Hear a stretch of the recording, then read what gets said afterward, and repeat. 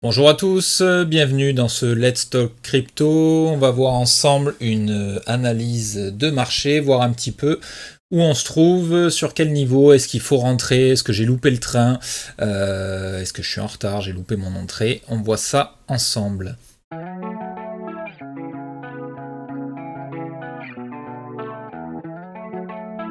Donc on va commencer par l'indice du dollar, comme on l'avait vu, après cette sortie, d'accord, qui était un pattern extrêmement baissier, on l'avait vu ensemble. Qu'est-ce qu'on a eu derrière? Effectivement, la chute. Et on avait vu ensemble aussi que ça pourrait profiter à nos cryptos. Et qu'est-ce qui s'est passé? On a eu nos entrées et effectivement on a eu une belle poussée là-dessus, ce qui a certainement servi d'ailleurs d'impulsion. Qu'est-ce qu'on peut y voir? On peut voir ici, on va se le mettre là, approximativement ici, quoi. On peut voir ici qu'on avait un ancien support, d'accord, qui a été franchi, donc une déviation, d'accord, et qu'on a tout de suite réintégré. Et là maintenant on est en train de consolider sur support, à voir ce qu'on va faire par la suite. Affaire à suivre. Voilà, on a ces petites mèches là qui sont tout de suite rachetées, donc je pense, enfin en tout cas moi je l'interprète comme ça, une volonté de ne pas perdre ce support. À voir. Donc ça c'était pour l'indice du dollar. On va voir maintenant pour le SP500. Alors le SP500, donc forcément puisqu'il est, pour ma part, je trouve corrélé au Bitcoin. Qu'est-ce qu'on a eu? D'ailleurs, le graphique du Bitcoin et celui du SP500 se ressemblent relativement pas mal. Après avoir perdu cet énorme support, d'accord, donc là, il avait servi de résistance, support ici, support là avec une déviation, puis on rachète, support ici également. Là, le support n'a pas tenu, on est venu le breaker, hop, on s'est repenché sur un nouveau support, dans une sorte de range, et ici après avoir tapé le bas du range, on est venu en sortir pour éclater la précédente résistance, enfin la résistance suivante plutôt, d'accord. On a essayé de consolider, on est reparti à la baisse, et là en même temps que le Bitcoin, donc vendredi, d'accord, grosse poussée, à voir comment cette poussée va finir, sachant que là on arrive quand même sur les mêmes niveaux qui nous ont repoussé précédemment, d'accord, ici, à voir la réaction qui va être faite.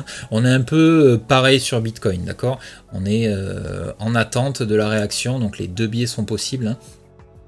Soit on bute encore une fois sur cette résistance et on va venir peut-être ranger, consolider, faire quelque chose comme ça, d'accord, et pourquoi pas ensuite partir après. On peut aussi partir en fanfare, comme ça, rien n'est exclu, d'accord, et ensuite on viendra faire une petite correction pour ensuite repartir. Et si tout va mal, pourquoi pas venir ici chercher de la liquidité, d'accord, et ensuite réintégrer pour partir plus bas. Donc pour ma part, je suis en attente, j'observe, je vais voir ce que les graphiques me disent, ce que les graphiques me montrent. On verra bien ce qui va se passer sur ce niveau qui est très important, retenez-le. Hop, on va voir, pour moi c'est crucial ce qui va se passer ici. On va venir voir maintenant notre Bitcoin. Bitcoin qui est là, on va partir du weekly. Hop. Alors en weekly, on va dézoomer parce qu'on ne voit que dalle. En weekly, qu'est-ce qu'on voit? La structure est toujours haussière, d'accord, on n'est pas venu casser ses précédents plus bas, d'accord, sommet au-dessus du précédent, ok, toujours, et un creux au-dessus du précédent. Donc en weekly, la structure est encore haussière. Ok. En daily, hop, je vais enlever ça, parce que vu qu'on va passer d'une unité de temps à l'autre, on va pas se mélanger. En daily, alors en daily, on peut l'interpréter un petit peu comme on veut. En daily, certains diront qu'on a renversé la tendance daily et qu'on est parti sur une tendance, comment dire, on est reparti en tendance haussière. Pourquoi? Parce qu'on est venu casser, enfin dépasser du moins, on est venu mécher ici, on voit, sur ce précédent sommet. Alors oui et non, je peux entendre les deux. Effectivement, si on est reparti en tendance haussière, ça voudrait dire qu'on pourrait se positionner plutôt sur une éventuelle correction sur des achats, d'accord, on serait dans le sens de la tendance. Ça peut être interprété aussi comme une déviation, où on viendrait chercher ici de la liquidité. En plus, bizarrement, on vient buter pile poil sur un niveau de résistance et on se fait rejeter. Qu'est-ce que je voudrais voir, moi, sur le Bitcoin? Tout simplement, donc soit une grosse tendance haussière, hein, comme ça, où on éclate franchement la résistance, une correction, et ensuite on peut repartir, d'accord? Il peut y avoir aussi une absorption de liquidité comme ça, histoire de remettre un petit peu tout le monde d'accord en disant ça y est, le Bitcoin est reparti, on lance les achats, ceux qui tradent à fort levier, ils vont s'en donner à cœur joie. Et en fait non, hop, on réintègre, hop, on dégringole, et puis là on fait un nouveau plus bas. D'accord ? Pour moi, on peut pas vraiment dire qu'on est venu clôturer beaucoup plus haut qu'ici, d'accord, ok, puisqu'on a méché, mais la clôture, elle n'est pas tout à fait au-dessus. Donc pour moi, c'est pas une clôture franche au-dessus de ce sommet, on va dire, pour pouvoir assurer que la tendance a été retournée. Alors, je peux me tromper, bien sûr, hein, mais en tout cas, c'est mon biais. On va faire un tour maintenant sur du 4 heures, hein, d'accord, hein, vous savez, on regarde très souvent sur CrossInvest le weekly, daily et le 4 heures. Du moins sur la partie publique sur YouTube. Et qu'est-ce que l'on peut voir? On le voit un peu mieux sur du 4 heures. On est venu ici, donc là, on avait notre niveau, hein, d'accord. Je le trace pas parce que tout simplement, il correspond pardon, il correspond au haut du range, hein, donc voilà, on se fie à cette ligne. On est venu ici sortir du range, d'accord. On est venu quasiment taper sur cette résistance que j'avais tracée précédemment, qui correspond à un gros niveau technique, d'accord. Et on a clôturé par contre au-dessus du range. Intéressant. Pour le coup, intéressant. Contrairement au daily, où effectivement, je trouve pas spécialement qu'on peut appeler ça, en tout cas, un retournement de tendance. Sur du 4 heures, on a clôturé en dessous. On a clôturé en dessous, d'accord, mais qu'est-ce qu'on fait juste après, on fait une avalanche baissière, d'accord, et on voit là, hop, la retombée. Là, maintenant, on est en train de consolider. On voit qu'on bute avec ce haut de range. À voir ce qu'il va nous faire, s'il va ressortir du range pour venir chercher, donc comme on a vu tout à l'heure, de la liquidité, ou alors il explose carrément, et puis là on est parti, quoi, d'accord. Pourquoi pas même venir se reposer sur ce support, et ensuite repartir. Mais il ne faut pas perdre l'autre biais, d'accord, ça c'est le biais, on va dire, haussier, il ne faudrait pas perdre non plus l'autre biais, qui est quelque chose qui pourrait se faire comme ça, on vient encore buter sur la résistance, enfin sous le haut du range, on consolide, hop, on vient chercher de la liquidité. Et là, d'accord, on emmène tout le monde avec nous sur la chute. On viendrait ici, sur ce gros niveau de support, peut-être ranger aussi également. Et ensuite, venir tester d'anciens creux, par exemple, hein, qui seraient là, 36 000. Venir chercher également, pour moi, cette zone-là, j'ai tracé peut-être un peu trop vite. Pour moi, cette zone-là aussi est très intéressante, d'accord. Pourquoi très intéressante? Puisqu'elle correspond en fait au haut de l'ancien range, d'accord, qui avait servi de résistance plusieurs fois. En tout cas, il faut être prudent, puisque comme on l'a vu en daily, en tout cas pour moi, la tendance n'a pas été inversée. Et tant que la tendance haussière n'a pas été inversée, les probabilités de venir retrouver un nouveau plus bas sont plus grandes. Donc à voir ce qu'il va nous dire par la suite. Hein. On peut voir en 4 heures également qu'on a le shop qui est en train de se recharger. 55, c'est quand même beaucoup pour du shop. Il est en train de se recharger, donc il va y avoir en 4 heures du moins un mouvement qui va être relativement important. À voir donc si ça va être notre biais haussier ou notre biais baissier qui va se réaliser. Le RSI, on voit également qu'il n'est plus en zone de surachat, hein, d'accord, ok, en zone de débilité, on va dire ici. D'ailleurs, ben voilà, hein, tout le monde achetait ici du Bitcoin, et puis qu'est-ce qu'il a fait? Il corrige, hein, d'accord. Donc c'est plus sain quand on se retrouve dans des zones, malgré qu'il soit quand même haut, hein, j'aimerais bien le voir un petit peu plus par là. On va également pousser l'analyse en regardant un petit peu le Scalp Index. Donc qu'est-ce qu'il nous dit donc sur le Bitcoin là en daily? Le Crypto Fear and Greed est à 54, d'accord. Le Social Index sur Up, Market Order Flow sur neutre. Ok, voilà, donc effectivement, hein, on retrouve de la couleur, on est à 44 000 $ sur le Bitcoin. Donc forcément, sur les réseaux sociaux, tout le monde commence un petit peu à s'emballer, surtout que le retournement de tendance daily, beaucoup de personnes l'ont validé.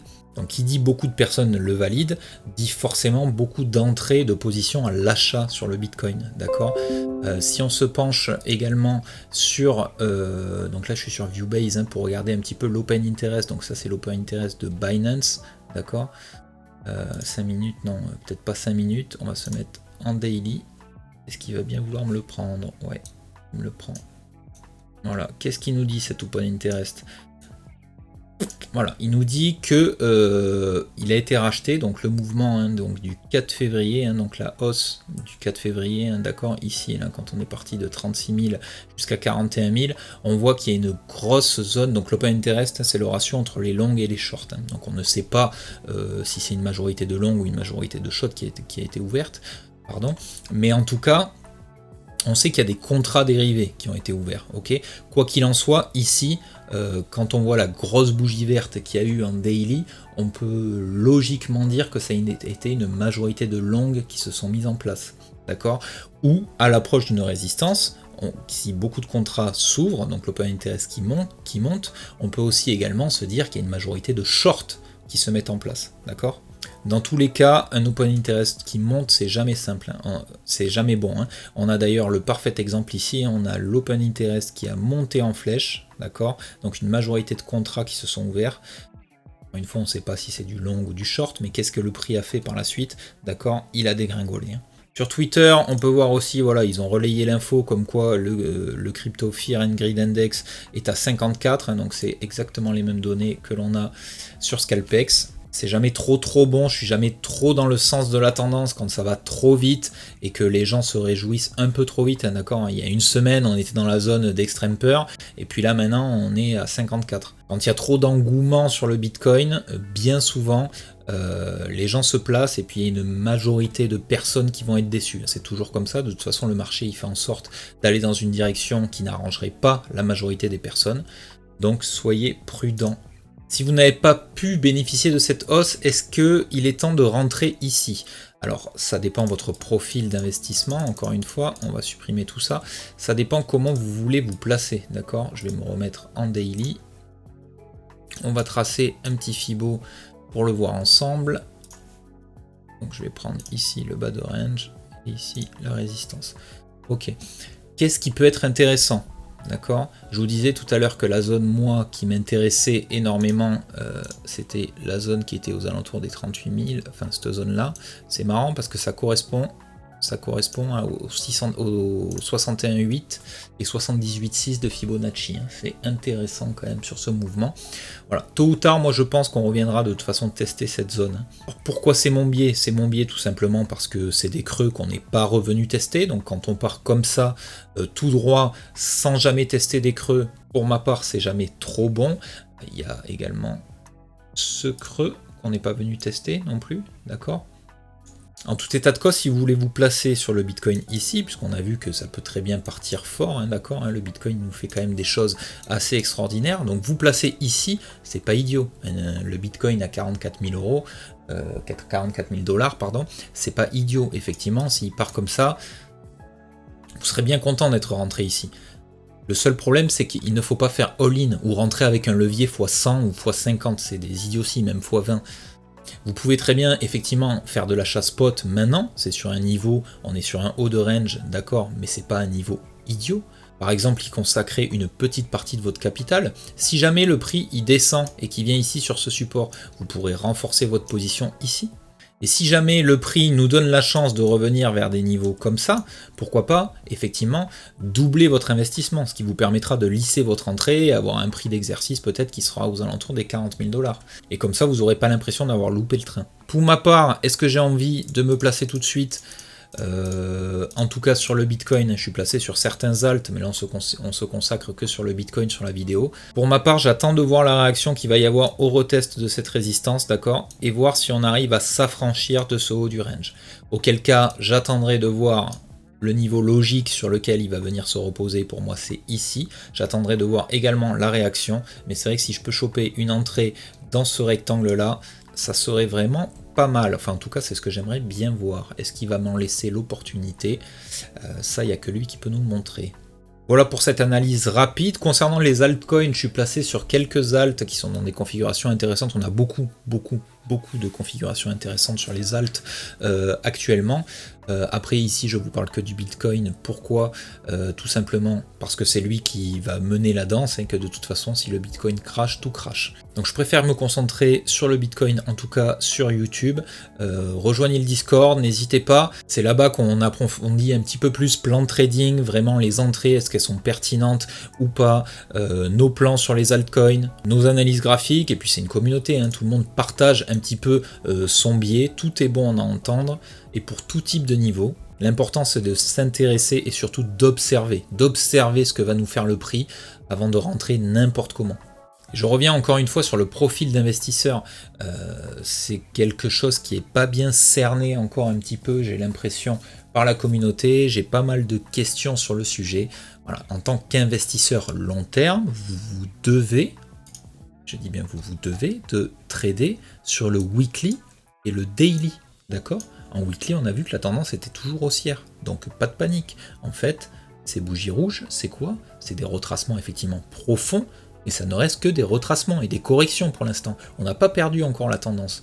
Donc si vous êtes là pour le long terme, acheter du Bitcoin maintenant, ouais, c'est pas idiot. En acheter ici, c'est toujours pas idiot. Et si l'on vient à casser ces lots, là, casser ces mèches qui sont à 28-29 000 $, qu'on descend même à 25 000 $, 20 000 $, en n'ayant pas tout mis ici, ça vous permettra encore une fois de lisser votre prix d'exercice et votre prix d'entrée. En revanche, si on est plus sur du court terme, donc du 4 heures, voire du 1 heure, il y a plein d'autres plans qui peuvent se dessiner, d'accord? Il faut bien comprendre qu'on peut très bien être haussier sur du weekly, daily, et être baissier sur du 4 heures, 1 heure, voire du 15 minutes. On pourrait très bien même avoir acheté du Bitcoin en spot en pensant que le prix va monter à long terme, et pourtant shorter le Bitcoin sur des unités de temps plus courtes. Les deux n'ont rien à voir, puisqu'on sait très bien que de toute façon on ne montera jamais en ligne droite, d'accord? Donc votre investissement sur le long terme, il ne va faire que grossir, mais malgré tout, si on veut traiter chaque correction en se plaçant par exemple short court terme, on pourrait aussi également. Et ce n'est pas parce que je dis que j'attends le Bitcoin ici qu'entre-temps je ne vais pas faire de trade, d'accord? Pour ma part, je fais pas mal d'intraday, d'accord? Et j'ai d'autres biais sur ça. Je n'attends pas spécialement qu'on revienne chercher ici mon entrée idéale, on va dire, ou ici cette résistance pour pouvoir trader le Bitcoin. En intraday, ici par exemple, on peut voir qu'on avait une super entrée mid-range, d'accord? Au de range qu'on aurait pu jouer, on a déjà vu cette stratégie de range. C'est-à-dire qu'on aurait très bien pu prendre ici, bon je ne l'ai pas prise hein, pour ma part, je ne sais pas s'il y en a entre vous qui ont pris cette entrée, moi je ne l'ai pas prise pour ma part, mais on aurait pu très bien jouer donc le mid-range au range en longue, et pourtant se dire qu'ici, on pourrait très bien avoir un biais psychologique en se disant qu'ici on ne passerait pas, et qu'on l'attend plus bas pour un profil investisseur. J'espère que la nuance est bien comprise entre les deux, puisqu'après on peut créer des discours où on va pas spécialement se comprendre en disant mais tu nous as dit que c'était une bonne entrée, mais en fait le prix chute, voilà, parce que ça dépend vraiment de votre profil. Voilà. Si on parle sur du weekly, daily, oui sur du weekly, le Bitcoin il est haussier, c'est indéniable, on le voit, on l'a vu, on l'a expliqué pourquoi. Mais le Bitcoin sur des plus petites unités de temps, si on se met sur du 1 heure, le graphique, il n'a pas du tout la même tête, d'accord? Les creux ne sont exactement pas au même endroit. On voit que ce creux-là, par exemple, il a été largement franchi. C'est pour ça que cette notion de profil d'investissement, long terme, moyen terme ou court terme, est très importante et qu'on ne va pas avoir le même biais, court terme, moyen ou long terme, sur un même actif. C'est très important à comprendre cette notion. On pourrait presque en faire une vidéo où on parlerait que de ça. En tout cas, pour moi, c'est déjà la fin de cette vidéo. J'espère avoir été le plus clair possible, enfin du moins en tout cas j'ai essayé de l'être pour un petit peu cet horizon de marché. Et là je pense que l'on est un peu tous de toute façon à attendre ce que va nous faire le Bitcoin. À voir, de toute façon on se lâche pas, hein, on sera là pour les prochaines vidéos, quel que soit le mouvement. Si la vidéo vous a plu, toujours pareil, partagez-la, abonnez-vous à la chaîne, mettez un maximum de pouces bleus. Je vous le dis quasiment à chaque fois, mais je vous le répète parce que c'est très important pour moi pour le référencement de la chaîne. Soyez forts, ne paniquez pas, résistez à la FOMO, observez, l'observation, surtout c'est très important, observez. Je vous dis à bientôt, c'était Mathieu, bon courage.